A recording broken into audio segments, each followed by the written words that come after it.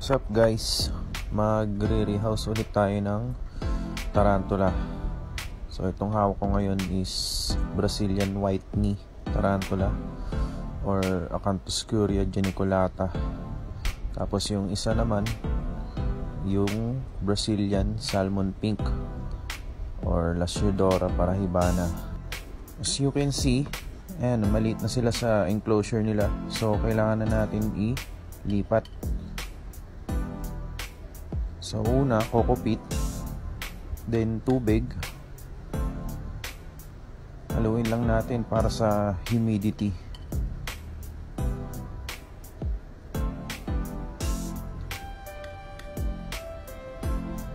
So ayan, ilipat na natin dahan-dahan.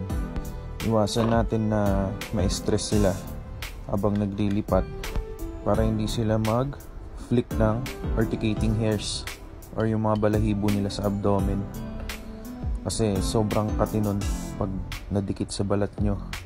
Kaya konting iwas na lang sa stress.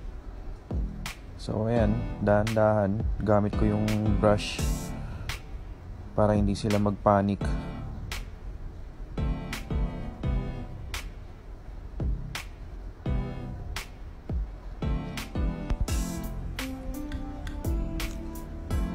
Ito yung itsura niya, malapitan. Di pa lumalabas yung pagka-pink niya kasi maliit pa lang. Pero once na nasa 2 or 3 inches, doon nalalabas yung kulay niya. Lagay na natin sa enclosure niya. Ayan, maluwag-luwag na yung lalakaran niya dyan.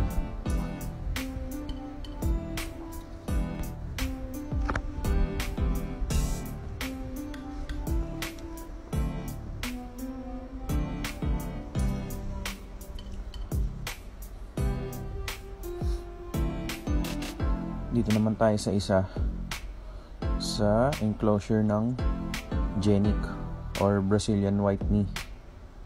Kokopit ulit, tapos lagay ng sphagnum moss para may konting design. Tubig para sa humidity ulit. So ito na nga, lipat na natin.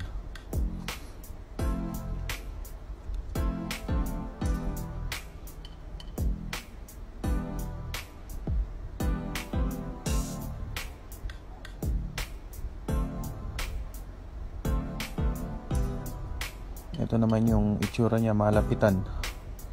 Ayan, kaya sila tinawag na Brazilian white knee kasi from Brazil. Tapos tingnan niyo yung mga legs niya, may mga white stripe. So ito na, lipat na natin.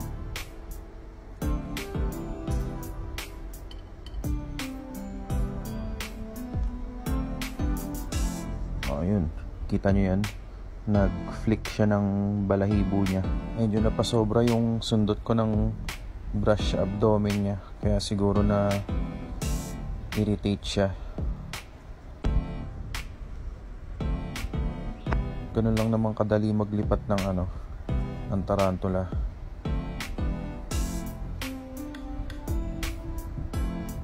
So ayan, success ang rehousing.